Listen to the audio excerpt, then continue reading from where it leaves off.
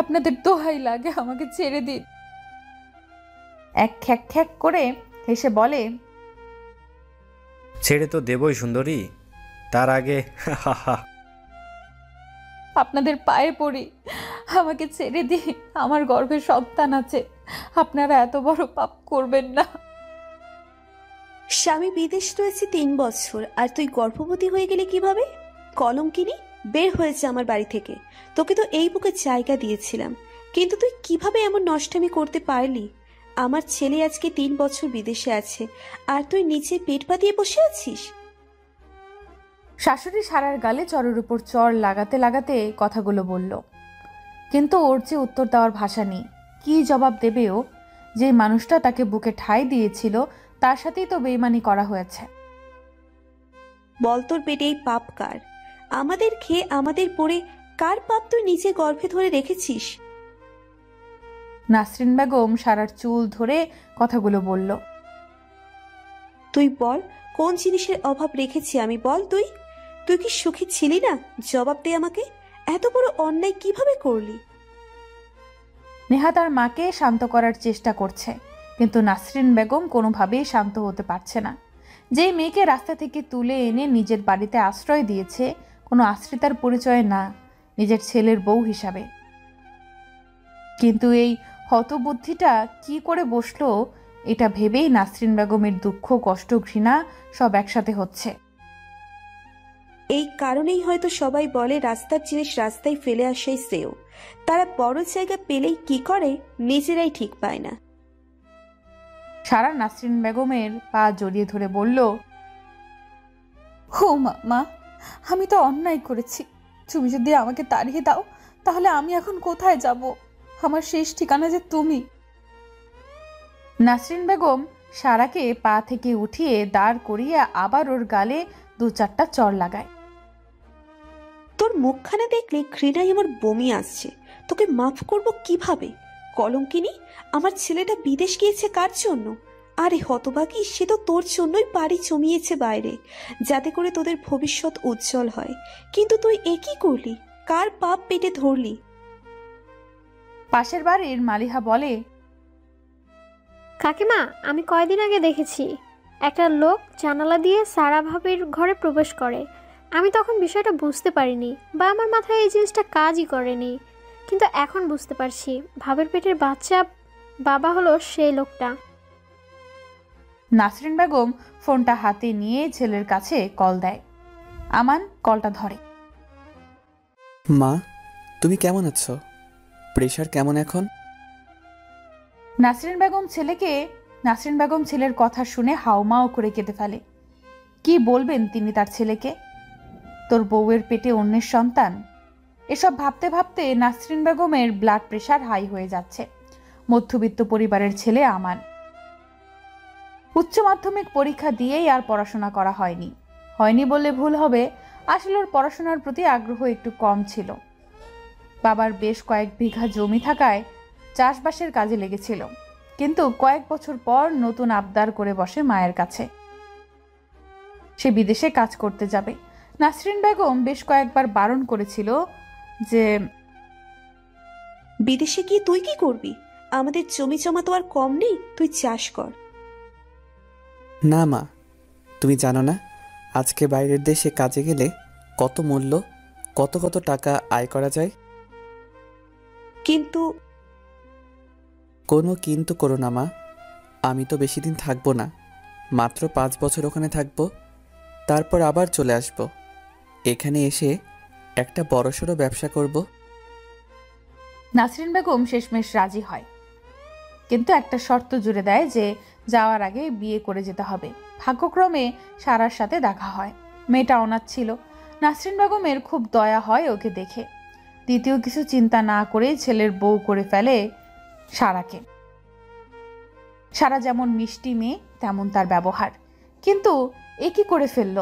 Nasrin Begum phone কানে ধরে এসব ভেবেই যাচ্ছে। ওপাশ থেকে ছেলেটা কথা বলেই যাচ্ছে, সেটা তার খেয়ালের বাইরে চলে গেছে। হঠাৎ মনে হলো ছেলে কিছু বলছে। মা, তুমি কাঁদছো কেন? কি হয়েছে তোমার? বাড়িতে কি কেউ নেই? আমাকে বলো কি হয়েছে? সবাই ঠিক আছে তো? বাবা ঠিক আছে তো? নাসরিন বেগম আঁচল দিয়ে নিজের মুখ চেপে রেখেছে। কান্নাটা থামানোর বৃথা চেষ্টা চালিয়ে যাচ্ছে, কিন্তু কোনোভাবেই কান্না বন্ধ করতে পারছে না। বাবারে, আমাকে মাফ করে দিস, আমাকে মাফ করে দিস। আমি মা হয়ে তোকে বিপদের মুখে ফেলে দিয়েছি। কোনো বিপদে ফেলেছ মা? বিদেশে তো আমি নিজ ইচ্ছায় এসেছি, তাছাড়া আমি তো সুখেই আছি। বিপদ কিসের? তোকে বিয়ে দিয়ে আমি সর্বনাশ ডেকে এনেছি। এই বাড়িতে কাল নাগিনীর আশ্রয় দিয়েছি। যাকে বৌমা কম মেয়ে বেশি ভেবেছি, সে আজকে অন্যের পাপ বয়ে বেড়াচ্ছে। এই কষ্ট আমি কোথায় রাখবো? তুই আমাকে মাফ করে দে বাবা। মা, হয়েছেটা কি আগে বলবে তো? তোর বউ নতুন মরদ ধরেছে, তার পেটে এখন অন্যের বাচ্চা। মায়ের কথা শুনে আমান চুপ হয়ে গেল। এই কথার কোনো উত্তর যে তার কাছে নেই। নাসরিন বেগম আবার বললেন, চুপ করে আছিস কেন? কিছু তো বল। এই পাপিনিকে আমি কি করব বল? ইচ্ছে তো করছে ওকে জ্যান্ত পুঁতে ফেলে মাটিতে। মা মা মা কি হয়েছে তোমার? কথা বলছো না কেন মা? নাসরিন বেগম ছেলের সাথে কথা বলতে বলতেই অজ্ঞান হয়ে যায়। সারা তাড়াতাড়ি করে নাসরিন বেগমের কাছে গিয়ে মাথাটা কোলে তুলে নেয় আর বলে, মা, কি হয়েছে তোমার? মা, তুমি আমাকে কলঙ্কিনী বলো, অন্য কিছু থাকলে সেটাও বলো, আমার সাথে আরো খারাপ ব্যবহার করো, কিন্তু আমাকে দূরে সরিয়ে দিও না, কথা বলো মা। নেহা সারাকে ধাক্কা মেরে দিয়ে মায়ের মাথাটা নিজের কোলের উপরে নিয়ে বলল, ভাবি, তোমাকে তো বোনের আসনে বসিয়েছিলাম, কিন্তু তুমি এটা কি করলে? ভাইয়ার ভালোবাসা, আমাদের বিশ্বাস, সবকিছু চূর্ণ বিচূর্ণ কিভাবে করে দিতে পারলে? তোমার ওই মুখ দেখলেও আমার ঘৃণা হচ্ছে, জাস্ট ঘৃণা হচ্ছে। সারা কাঁদতে কাঁদতে বলল, নেহা এমন বলো না, আমার শুরুও তোমরা আর শেষও তোমরা। ও, শুরু আমরা আর শেষটাও আমরা? মাঝখান দিয়ে তুমি অন্য কারো, তার শয্যাসাথী? আমার কি ইচ্ছা করছে জানো তো? তোমাকে কেটে টুকরো টুকরো করে কুকুরকে খাইয়ে দিতে ইচ্ছা করছে। নেহা, তোমার ওই পাপী মুখে আমার নামটা নিও না দয়া করে। তোমার মুখে নিজের নামটা শুনলে আমার সারা দেহ গুলিয়ে উঠছে। আমি কি এতটাই পাপিষ্ঠ? তুমি কতটা পাপিষ্টা সেটা জানো না? তুমি কি বুঝতে পারছো না কতটা পাপিষ্টা তুমি? নেহা বোন আমার, আমার কথাটা একটু শোনো, মাকে একটু ধরতে দাও। সারা হাউমাউ করে কাঁদতে লাগলো। এমন ভুলও কিভাবে করে ফেললো নিজেই বুঝতে পারছে না। এই সমাজে সে এখন স্বীকৃতিপ্রাপ্ত কলঙ্কিনী। না না, তোমার কোনো কথাই শোনা হবে না। আমার মা যদি মরেও যায়, তবে তোমার হাতের স্পর্শ আমার মাকে পেতে দেব না। তোমাকে হাত জোর করে বলছি, তোমার ওই পাপিষ্ঠ মন, পাপিষ্ঠ দেহ নিয়ে এ বাড়ি থেকে বের হয়ে যাও। আজ মাকে তুমি না হয় অজ্ঞান দেখছো, কালকে আমাকে তুমি গলায় দড়ি দিতে দেখতেও পারো। তোমার মতো কলঙ্কিনী মেয়ের সাথে একই ছাদের নিচে আমার পক্ষে থাকা সম্ভব না। নেহা কাঁদতে কাঁদতে কথা বলার অবস্থাতে নেই, তবুও কষ্ট করে বলল, না না, আমার মতো পাপিষ্ঠ কলঙ্কিনীর কারণে তুমি কেন আত্মহত্যা করবে? তার চেয়ে আমি বরং এই বাড়ি ছেড়ে চলে যাচ্ছি। তুমি ঠিকই তো বলেছ, নষ্টা একটা মেয়েকে নিয়ে এক বাড়ি এক ছাদের নিচে আসলেই থাকা যায় না। আমি বাড়ি থেকেই চলে যাচ্ছি, আর কখনো আসবো না। আমার মতো কলঙ্কিনীকে নিয়ে আর কোনো কথা শোনা লাগবে না তোমাদের। নাসরিন বেগমের মাথা নেহার কোলে, আর সারা ঠিক তারই পাশে বসে আছে। সারার শেষ কয়েকটা কথা নেহার একেবারেই সহ্য হয় না। ওর যেন মনে হয় সারা ওকে ইমোশনাল ব্ল্যাকমেইল করার চেষ্টা করছে। তাই রাগে রাগে সারা গালে কয়েকটা চর বসিয়ে দেয়।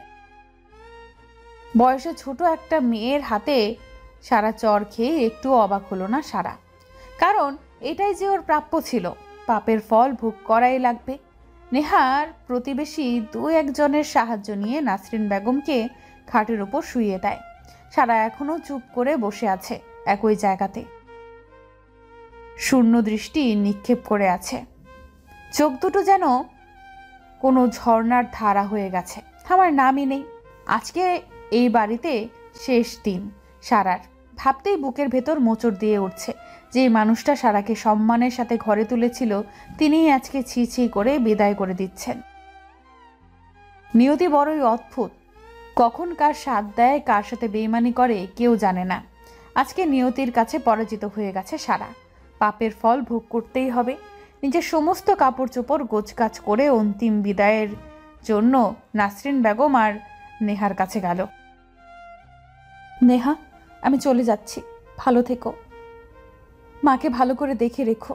মা যেন কোনো চিন্তা না করে, যেন ভাবে আমি একটা বাষ্পীয় পদার্থ, সময়ের সাথে সাথে আকাশে মিলিয়ে গেছি। নেহার খুব ইচ্ছে করছে প্রিয় ভাবিকে বুকে জড়িয়ে নিতে, কিন্তু অদৃশ্য শক্তির কাছে সে আজকে বাধা পড়ে গেছে। সারার দিকে ভালো দৃষ্টিতে তাকানোর ইচ্ছা থাকলেও মস্তিষ্ক বলে দিচ্ছে ওর নষ্টামে। নেহাকে চুপচাপ থাকতে দেখে সারা বলল, আমাকে একটা বার মাকে ছুঁয়ে দেখতে দেবে না নেহা? নেহা সহজ গলায় বলল, না। সারা শেষবারের মতো নিজের সংসার, নিজের স্বর্গ দেখে বিদায় নিয়ে বাসা থেকে বের হয়ে গেল। হাতে একটা ব্যাগ আছে, তাতে হয়তো কয়েকটা পোশাক। গন্তব্যহীনভাবে হেঁটে চলেছে সারা। কোথায় যাবে, কার কাছে সাহায্য চাইবে, কিছুই বুঝতে পারছে না। আজকে সারার হাঁটার কোনো শেষ হবে না। শুধু আজকে কেন, হয়তো সারা জীবন এমন ছন্ন ছাড়া হয়েই কাটিয়ে দেবে। সন্ধ্যার দিকে সারা মেইন রোডের ধার দিয়ে হেঁটে চলেছে। খুব কষ্ট করে হাঁটছে, কিন্তু দেহ দুর্বল হওয়ার কারণে যখন তখন মাথা ঘুরে পড়ে যেতে পারে। পাশ কাটিয়ে একটা গাড়ি যাওয়ার সময় দাঁড়ালো। আপু, আপনার কি কোনো হেল্প লাগবে? না, আমি ঠিক আছি। আমানের বাড়িতে রাত 8টার দিকে নাসরিন বেগম কিছুটা সুস্থতা অনুভব করছে। নেহা থালা হাত থেকে ভাত আর ডাল নিয়ে মাকে নিজ হাতে খাইয়ে দিচ্ছে। নাসরিন বেগম খাবার মুখে নিতে গিয়েও নিতে পারল না, আবার সেই কান্না শুরু করে দিল। নেহা মা, বলতো ওকে কিসের অভাবে রেখেছিলাম? ও এটা কি করলো? আমাদের বিশ্বাসকে নিয়ে এভাবে খেলা করতে পারলো কিভাবে? মা, যে গেছে তার চিন্তা বাদ দাও, তুমি খেয়ে নাও তো। নেহা, সারা এখন কোথায় আছে? ওর কোনো খোঁজ পেয়েছিস? মা, ওই কলঙ্কিনী বিদায় হয়েছে, ভালোই হয়েছে। ও জাহান্নামে যাক, তুমি ওর জন্য চিন্তা কেন করছো? নেহা নাসরিন বেগম কথা বলছিল, এমন সময় পাশের বাড়ির কণিকা নেহাদের বাড়িতে এসে বলল, নেহা আপু, টিভিতে দেখো কি খবর হচ্ছে, চমকে যাবে তুমি। নেহা টিভি অন করার সাথে সাথেই সত্যিই চমকে উঠল, কারণ খবরে বলছে সারা নামের একজন মেয়ে আর 3টে পুরুষকে অনৈতিক কাজের জন্য গ্রেফতার করেছে পুলিশ। নেহা খপ করে টিভিটা বন্ধ করে দেয়। শেষমেশ ওই পাপিস্টার খারাপ কাজের জন্য পুলিশ ধরলো। রাগের পেছনে সারার জন্য নেহার মনে যেই ভালোবাসাটা ছিল সেটা এক নিমেষেই শেষ হয়ে গেল। হ্যাঁ সত্যি, খবরে দেখানো মেয়েটা নেহার ভাবি সারাই ছিল। সন্ধ্যার দিকে সারা মেন রোডের ধার দিয়ে হেঁটে চলেছে। খুব কষ্ট করে হাঁটছে, কিন্তু দুর্বল দেহ হওয়ার কারণে যখন তখন মাথা ঘুরে পড়ে যেতে পারে। পাশ কাটিয়ে একটা গাড়ি যাওয়ার সময় দাঁড়ালো। আপু, আপনার কি কোনো হেল্প লাগবে? না, আমি ঠিক আছি। কথাটা বলার সাথে সাথে সারা তার আশেপাশে আরো 2জন মানুষের উপস্থিতি টের পেল। এই লোকগুলো ওই গাড়ির ভেতরেই ছিল। রাতে এমন একটা সুন্দরী মেয়েকে দেখে তাদের মনের ভেতর অন্য কিছু কাজ করছে। সারা লোকগুলোর কাছ থেকে একটু দূরে গিয়ে দাঁড়ালো। মানুষগুলোকে কেন জানি ওর একটুও ভালো লাগছে না। কথার ভেতর একটা অন্য ভাব আছে যেগুলো প্রকাশ করা যায়। গাড়ির চালক লোকটা সারাকে চুপ থাকতে দেখে আবার বলল, কি ব্যাপার সোনামণি, কথা বলছো না কেন? আবার আমাদের থেকে দূরেও সরে যাচ্ছ? সারা লোকগুলোর মতলব ভালোভাবেই বুঝে গেছে, কিছু না ভেবেই পালাতে গেল। কিন্তু পুরুষ মানুষের সাথে দৌড়ে পেরে ওঠে না সারা, তাদের হাতে ধরা পড়ে যায়। চিল্লাচিল্লি করতে থাকে, কিন্তু আশেপাশে সাহায্য করার মতো কেউ ছিল না। আপনাদের দোহাই লাগে, আমাকে ছেড়ে দিন। এক খ্যাক খ্যাক করে হেসে বলে, ছেড়ে তো দেবই সুন্দরী, তার আগে আপনাদের পায়ে পড়ি, আমাকে ছেড়ে দিয়ে, আমার গর্ভে সন্তান আছে, আপনারা এত বড় পাপ করবেন না। সুন্দরী, তোমাকে দেখে তো ক্লাস 9-এর মেয়ে মনে হয়। তা পেটের বাবুটার বাবা ঠিকঠাক আছে নাকি আমরা স্বীকৃতি দেব? লোকগুলোর হাসি সারার দেহে ঘিন ঘিন লাগিয়ে দিচ্ছে।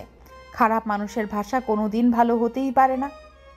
এদের থেকে বাঁচার কোনো উপায় নেই সারার উপর যেই না ঝাঁপিয়ে পড়বে, অমনি সময় দরজা ভেঙে পুলিশ প্রবেশ করে।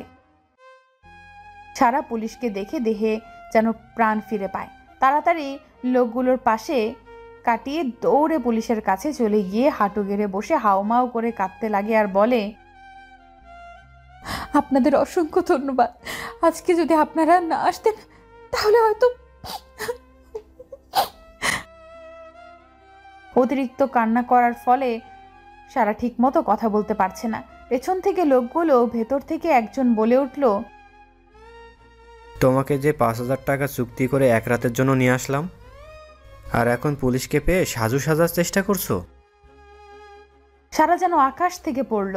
ওদের এহেন কথায় সারা নিজের কথাই হারিয়ে ফেলেছে। মানুষ নিচে নামতে নামতে কোথায় চলে গেছে?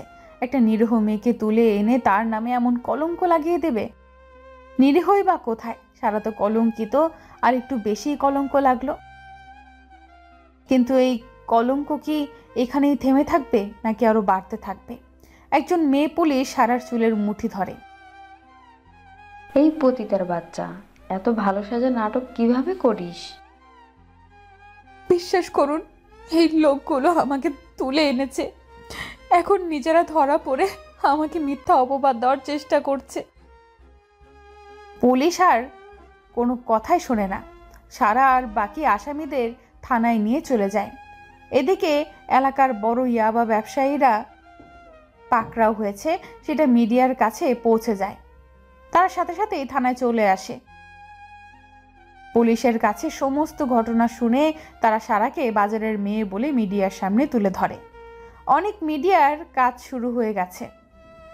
মিডিয়ার কাজ শুরু থেকে কিছু না জেনেই মুখের কথা প্রচার করা, যার জন্য সারার গায়ে নতুন কলঙ্কের কালি লেগে গেল। নেহা নাসরিন বেগম টিভিতে শুধু বানোয়াট একটা প্রচার দেখে, যেখানে না দোষ আছে সাংবাদিকের, না সারার, আর নাইবা পুলিশদের। ওই মানুষরূপী জানোয়ারগুলোর সব আজ অপবাদের উপর অপবাদ সারার ঘায়ে এসে পড়ল। সবাইকে জেলের ভেতর ঢুকাতে গেলে সারা বারবার আকুতি মিনতি করতে থাকে আর কথা একবার শোনার জন্য। ওসি মিসেস রেহানার সামনে বসে আছে সারা। হ্যাঁ বলো, তুমি কি বলতে চাও? সারার সাথে ঘটে যাওয়া সমস্ত ঘটনা খুলে বলে। তুমি ইচ্ছা মতো বানিয়ে বানিয়ে সবকিছু বলবা আর আমি বোকার মতো মেনে নেব? আমার পেটের সন্তানের কসম খেয়ে বলছি, আমার কোনো অপরাধ নেই, আপনি যাচাই করে দেখতে পারেন। মিসেস রেহানা লকআপের ভেতরে গিয়ে ওই 3 জনকে ভয় দেখায় যে সত্য কথা না বললে ক্রস ফায়ারে দেবে। মৃত্যুর ভয়ে সবাই পায়, তারাও পেয়ে স্বীকার করে যে তারা মেয়েটাকে জোর করে তুলে এনেছে। মিসেস রেহানা যে মানুষটাকে পুলিশের চাকরি জীবনে কোনো দিন মাথা নিচু করেনি, সে আজকে সারার হাত ধরে মাথা নিচু করে বসে আছে। আমাকে তুমি মাফ করে দাও মা, আমার আগেই তোমার কথা শোনা উচিত ছিল। আমার এই অপরাধে যে কোনো ক্ষমা নেই। আপনি এমন বলবেন না, আপনি যেটা ভালো মনে করেছেন সেটাই হয়েছে। তাছাড়া লোকগুলো সেই সময় যেভাবে মিথ্যা কথাগুলো বলছিল, সেটা বোঝার ক্ষমতায় ছিল না যে সেগুলো মিথ্যা বানোয়াট কথা। কলঙ্ক তো আমার গায়ে লেগেই আছে, আরও একটু লাগলো, এই আর কি। তুমি তোমার শাশুড়িকে কেন বলনি আসল সত্যটা? তার যে সত্যটা হজম করার মতো দেহের অবস্থা নেই। যদি বলি তাহলে তিনি মারা যাবে। আমি কি করে তাকে মেরে ফেলি? যেই বুকে আমায় আশ্রয় দিয়েছে, আমি কিভাবে সেই বুকটাকে দুনিয়া থেকে বিদায় করে দেই? থানাতে সারা এবং মিসেস রেহানার কথোপকথন। আমার বাবাকে মাকে এসবের কিছুই জানতাম না। যখন জ্ঞান বুদ্ধি হয়েছে তখন থেকেই নিজেকে অনাথ হিসেবেই জেনেছি। একটা অনাথ আশ্রমে জীবনের 20-21 বছর পার করেছি। আশ্রমটি ছিল আমার মা আশ্রমটিই ছিল আমার বাবা। কিন্তু এলাকার প্রভাবশালী এক লোকের ছেলে নাম শিহাব আমার উপরে কুনজর পড়ে। সে আমাকে আমার মা বাবার কাছে থাকতে দেয় না। সে বারবার আমাকে কুপ্রস্তাব দেওয়ার চেষ্টা করে। আমি অনেকবার পুলিশে কমপ্লেন করেছি এবং আশ্রমের পরিচালককেও বলেছি, কিন্তু ক্ষমতা তাদের হাতে থাকায় আমার কোনো লাভ হয়নি। একদিন রাতে আমার ঘরে বসে বসে কবিতা লিখছিলাম। হঠাৎ দিয়া নামের একটা মেয়ে এসে বলে, সারা আপু, তুমি এখনই পালিয়ে যাও, বিপদ আসছে। মেয়েটার বয়স ছিল 8 থেকে 9 বছর। পাতার গালটা একটু টেনে দিয়ে আদর করে বললাম, আমার আবার কিসের বিপদ? জানো সারা আপু, আমি যখন বাথরুমের দিকে যাচ্ছিলাম তখন অফিস রুম থেকে কিছু মানুষের ফিসফিসানি শুনতে পাই। তো এই রাতে অফিস রুমে তো কেউ থাকে না, তাই আমি দরজায় কান পেতে শোনার চেষ্টা করি। তাদের মধ্যে কেউ একজন বলে, সারা মেয়েটার খুব সাহস হয়েছে, ওকে রেপ করে মেরে পুঁতে ফেলবো। জানো আপু, কথাটা শুনে আমি খুব ভয় পেয়েছি, তাই বাথরুমে না গিয়ে তোমার এখানে কথাটা বলতে চলে এসেছি। দিয়ার কথাটা শুনে আমার বুকটা কেঁপে ওঠে। যেখানে এত বছর ভালোবাসার সাথে বেড়ে উঠেছি, আজ সেই জায়গা আমার থাকবে না। নিষ্ঠুর দুনিয়ায় সব কষ্ট যেন আমার উপর লেগেই আছে। দিয়া মেয়েটা জিজ্ঞেস করে, আচ্ছা সারাপু, রেপ জিনিসটা কি? আর সেটা করলে মেরে ফেলবে কেন? ছোট মেয়েটাকে এই বিষয়টা বোঝানোর মতো কন্ডিশন ছিল না। আমার হাত পা থরথর করে কাঁপছিল, কিছুই মুখ দিয়ে বের হচ্ছিল না। শেষমেশ মেয়েটাই বলল, তুমি তাড়াতাড়ি পালিয়ে যাও, না হলে ওরা তোমাকে মেরে ফেলবে। মাথায় তখন একটা জিনিসই কাজ করছিল, আর সেটা হলো বাঁচতে হবে।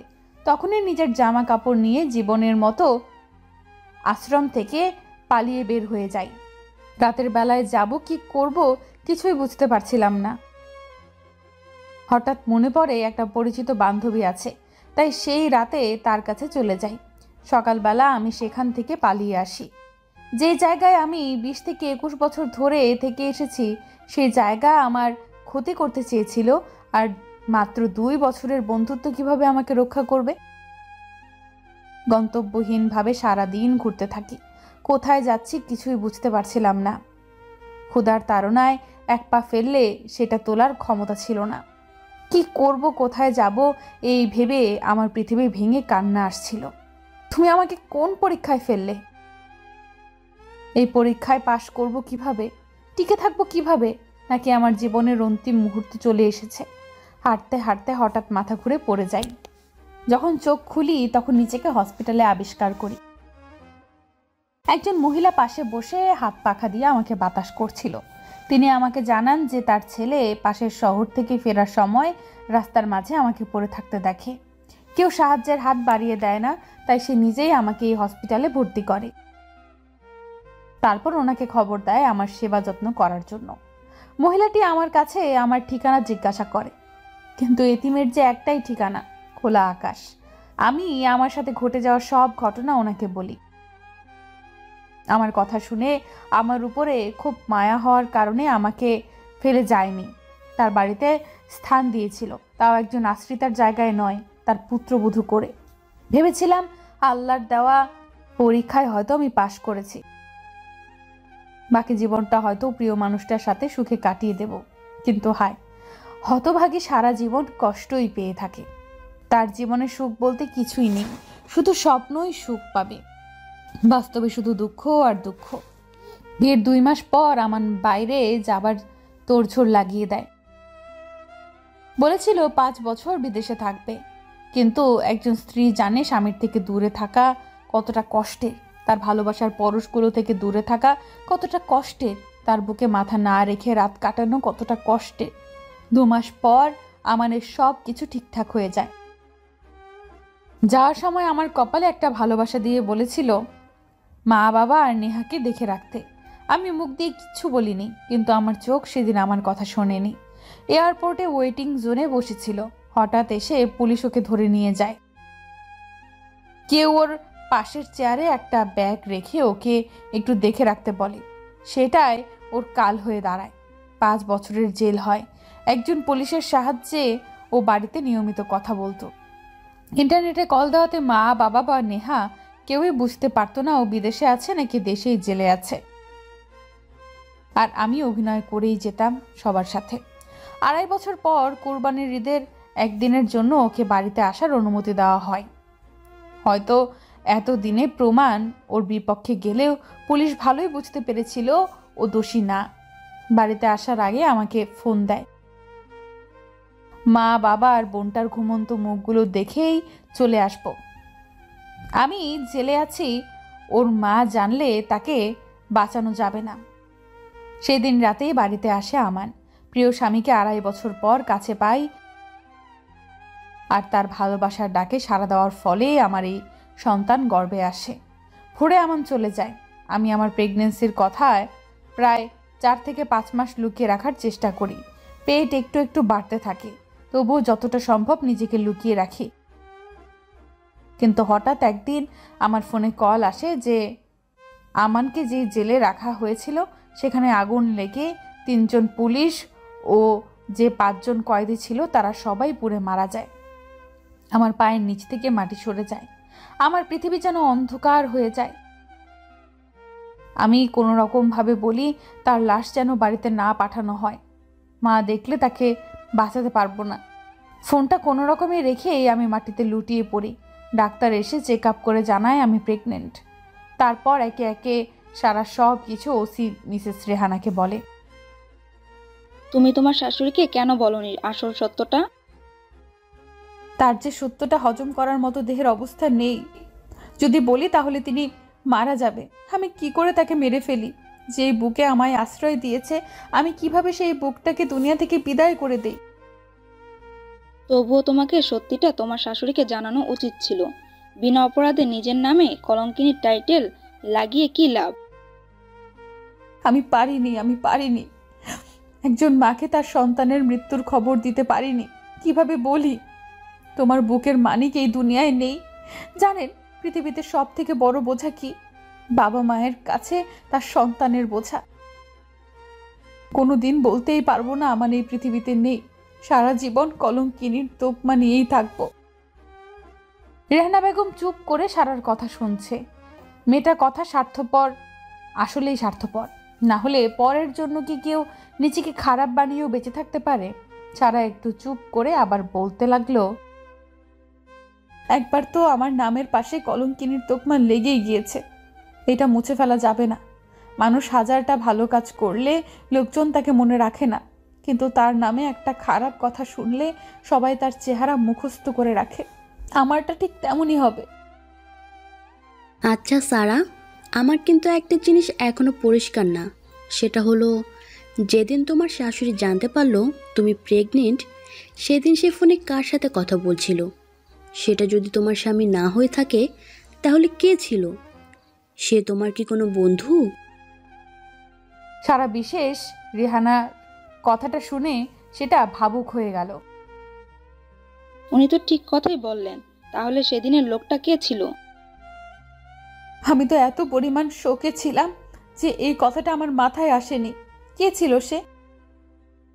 তারপর সারা কিছুটা ভেবে নিজেই বলল, এমনও তো হতে পারে যে আমান যে পুলিশের ফোন ব্যবহার করত সেই পুলিশটাই কণ্ঠ বদলিয়ে মায়ের সাথে কথা বলেছিল। কারণ আমি তো আগেই অনুরোধ করেছিলাম আমানের লাশটা যেন বাড়িতে না দেওয়া হয়। তাই হয়তো একটা মায়ের বুকে সন্তানের লাশ দেওয়ার থেকে সবার অজান্তে সে সন্তানের জায়গা পূরণ করে দিতে চাচ্ছে।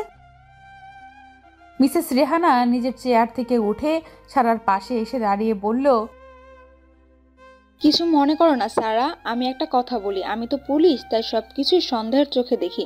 বিষয়টা তো এমনও হতে পারে যে তোমার স্বামী মানে আমান, সে কোনোদিনই জেলে যায়নি, কোনো শর্ট সার্কিটের আগুনে মারা যায়নি। সবকিছুই তো তার প্ল্যানও হতে পারে। মিসেস সাবিনার কথা শুনে সারা কিছুটা দুশ্চিন্তাগ্রস্ত হয়ে গেল।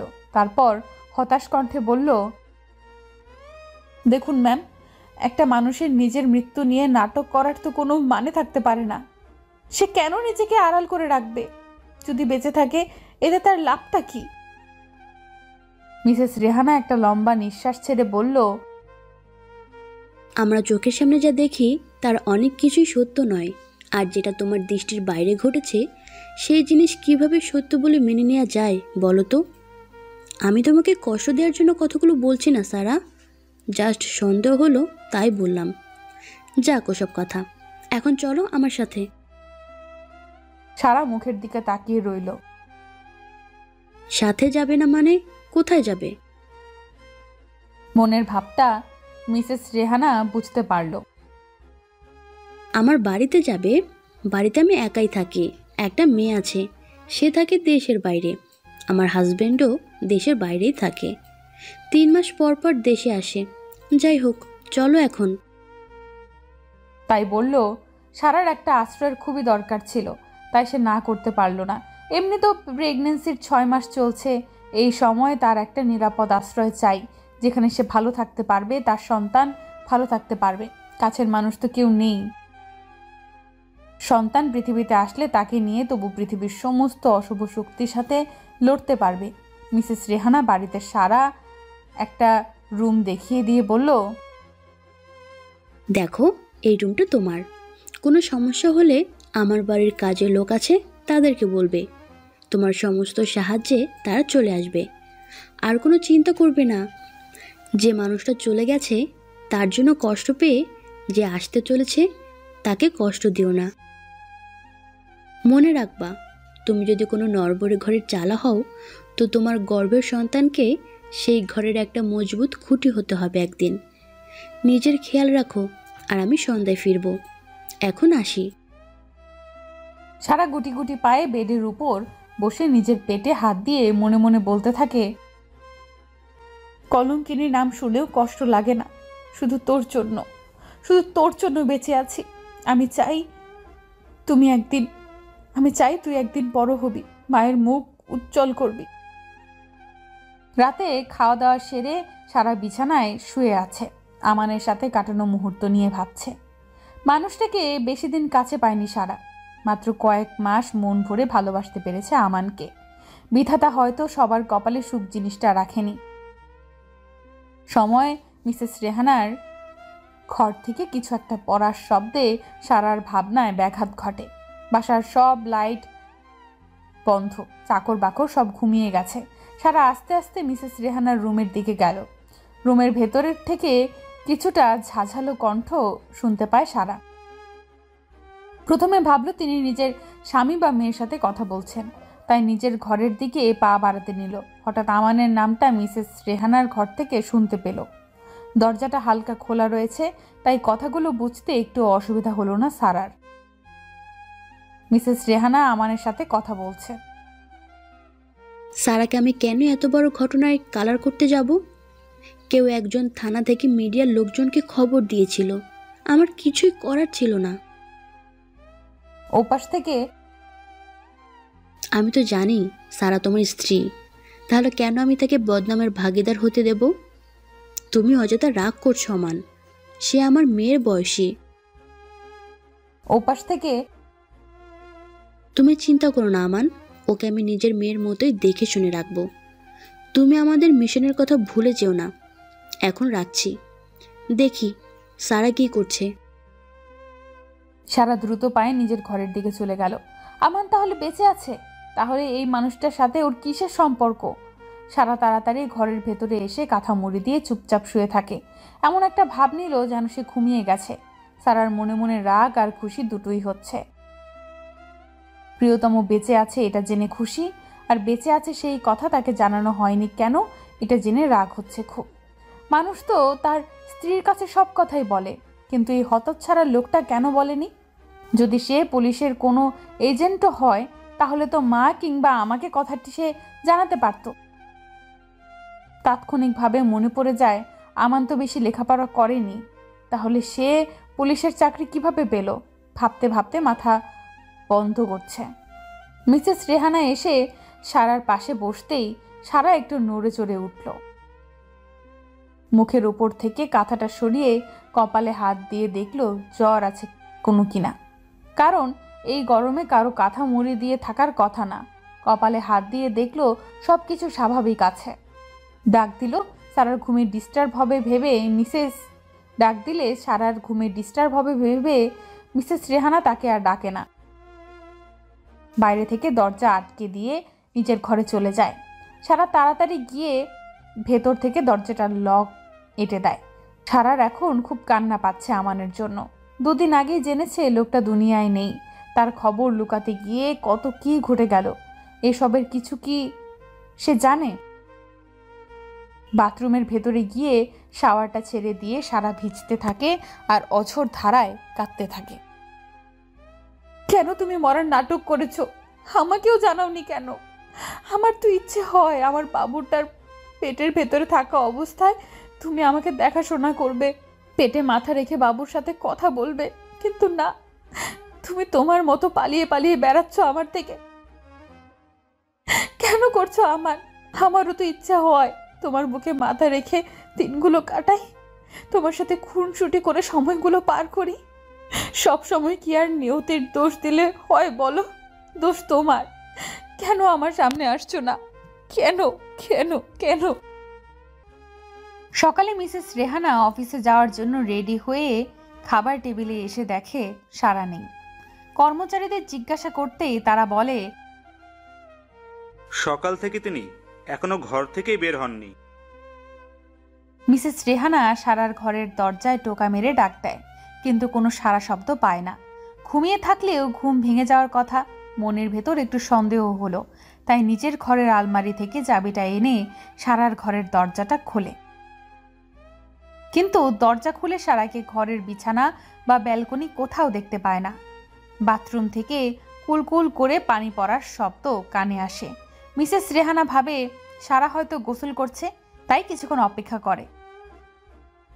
10 মিনিট 20 মিনিট এভাবে 1 ঘন্টা পার হয়ে যায়। এদিকে ডিউটিতে যাওয়ার টাইম হয়ে গেছে, এখন বের হতেই হবে।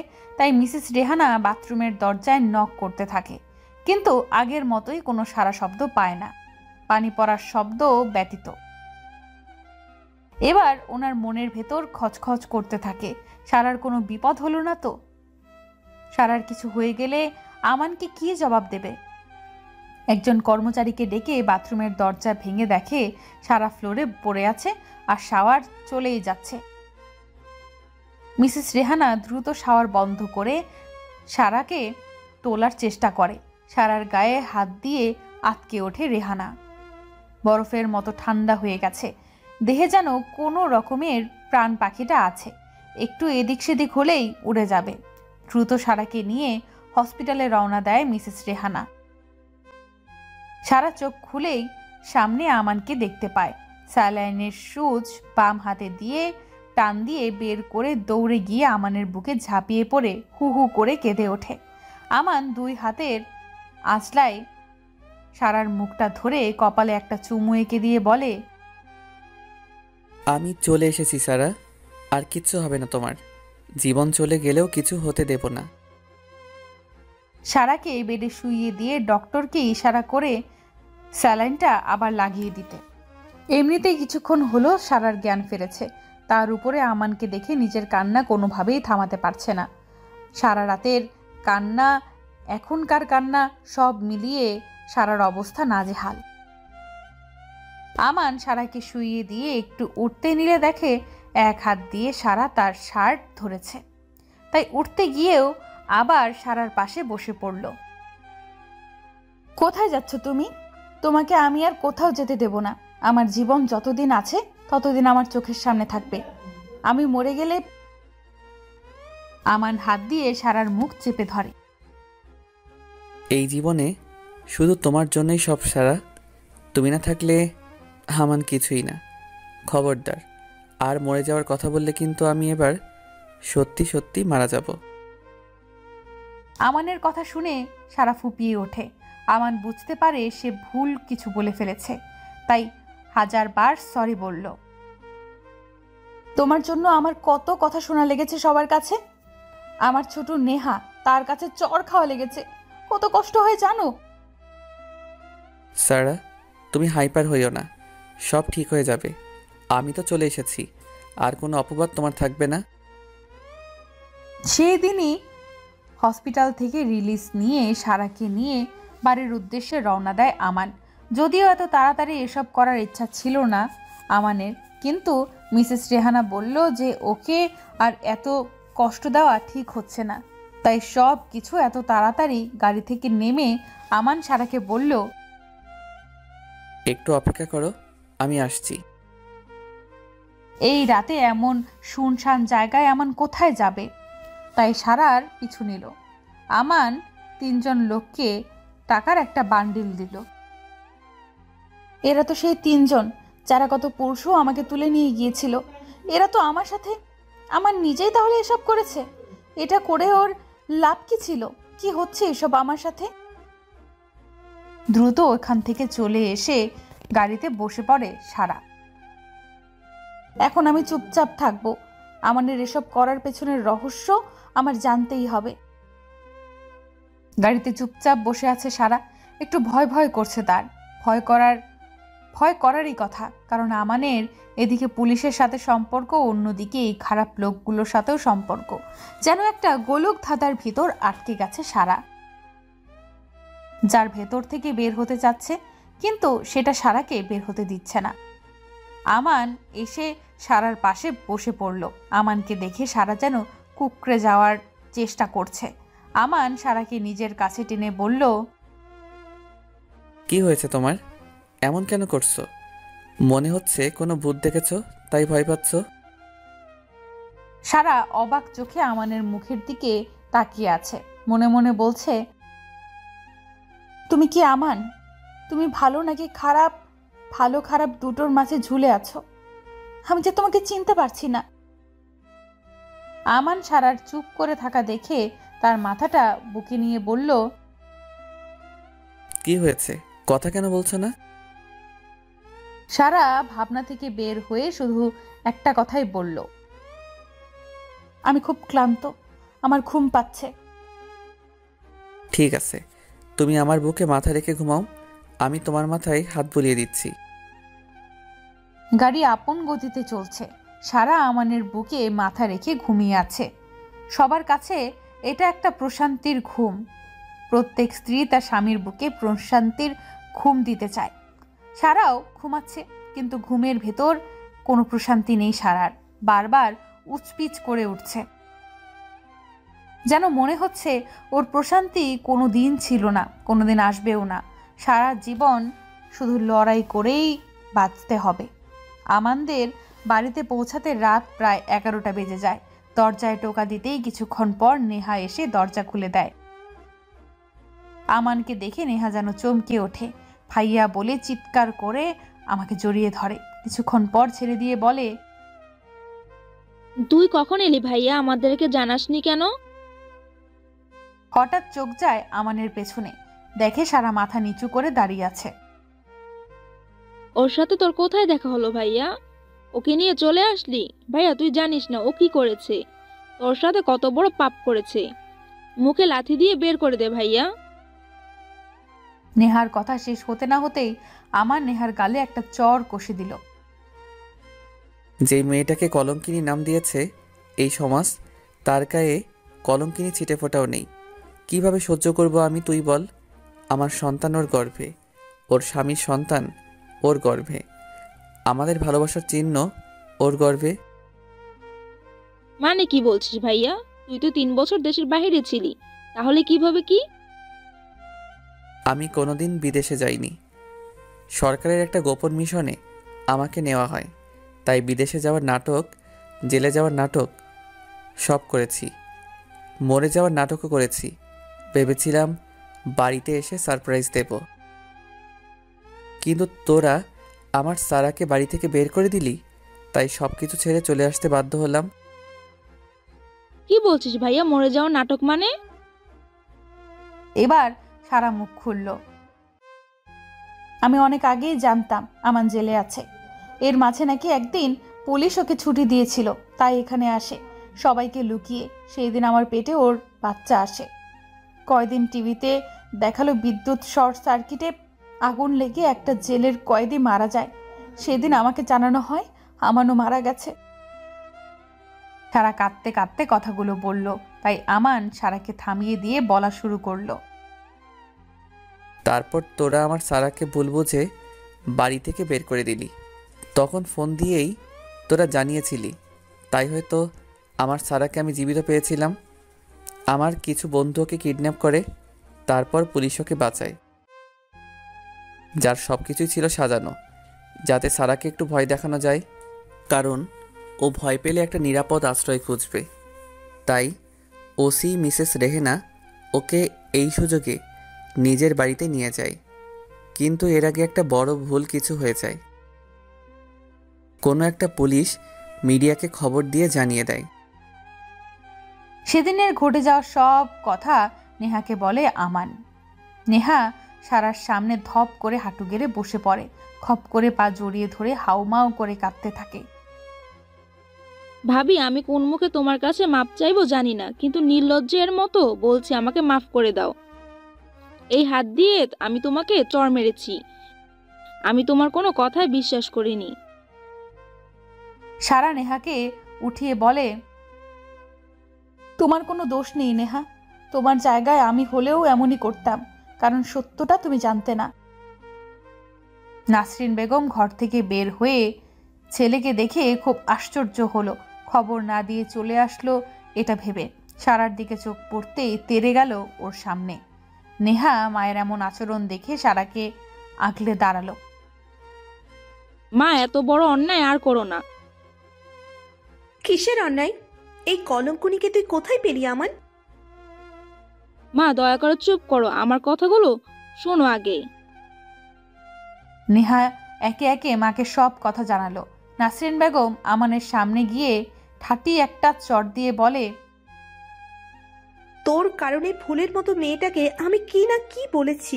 ছি, ঘৃণায় আমার গা জ্বলে যাচ্ছে। মন বলছে মরে যায়।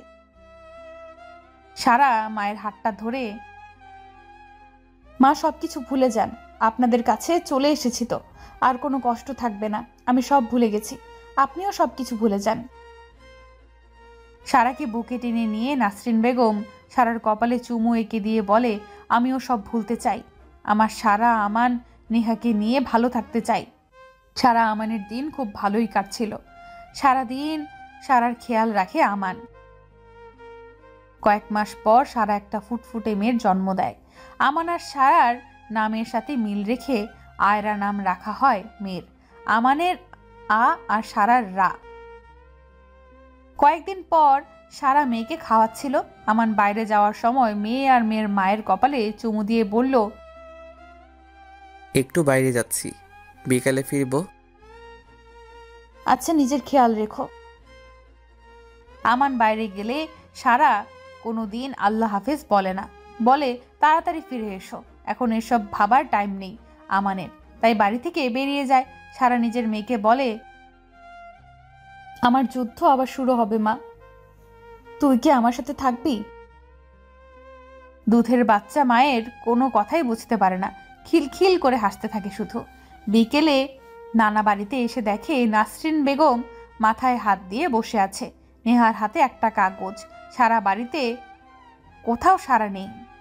আমার নেহাকে জিজ্ঞাসা করে, সারা কোথায়? নেহা আমানের হাতে কাগজটা দেয়। প্রিয় আমান, আদৌ প্রিয় আছো নাকি আল্লাহই ভালো জানে। ভেবেছিলাম তুমি পুলিশের লোক, কিন্তু না, তুমি তো একটা চোরা কারবারির লোক, তার সাথে মিসেস রেহানাও জড়িত। সব প্রমাণ আমার কাছে আছে, সেগুলো আমি কমিশনারের কাছে দিয়ে তারপর চলে যাব আমার আয়রাকে নিয়ে। ভাবছো আমি জানলাম কিভাবে? তুমি বাড়িতে আসার পর থেকে একটা ঘর তো তালা বন্ধ করে রাখতে। আমি কয়েকদিন আগে ওই ঘরের তালা খুলে ঢুকেছিলাম। চাবিটা তুমি হয়তো ভুলে বাড়িতে ফেলে গিয়েছিলে। সেখানে কিছু বক্স দেখতে পাই, সেগুলো খুলে দেখি তাতে অনেক বেআইনি অস্ত্র দেখতে পাই। একটা ফোন পাই, তাতে কিছু অডিও রেকর্ড পাই আমি, যেগুলো শুনে বোঝাই যাচ্ছিল তুমি পুলিশের লোক নও, তাদের শত্রু। আর মিসেস রেহানা তোমার সাহায্যকারী, যে পুলিশের পোশাক পরেও তাদের সাথে বেইমানি করে যাচ্ছে। যাই হোক, আমার মেয়েকে আমি একা মানুষ করতে চাই।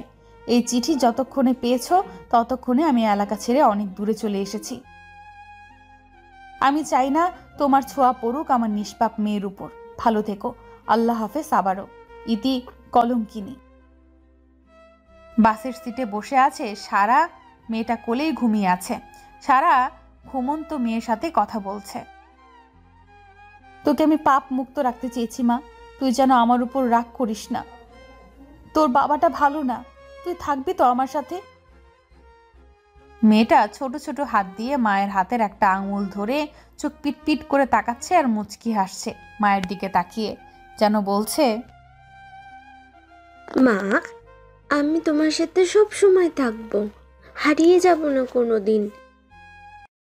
গল্পটা কেমন হলো অবশ্যই কমেন্ট করে জানাবেন। নিয়মিত গল্প শুনতে আমাদের চ্যানেলটি সাবস্ক্রাইব করে বেল বাটনে ক্লিক করুন। ধন্যবাদ।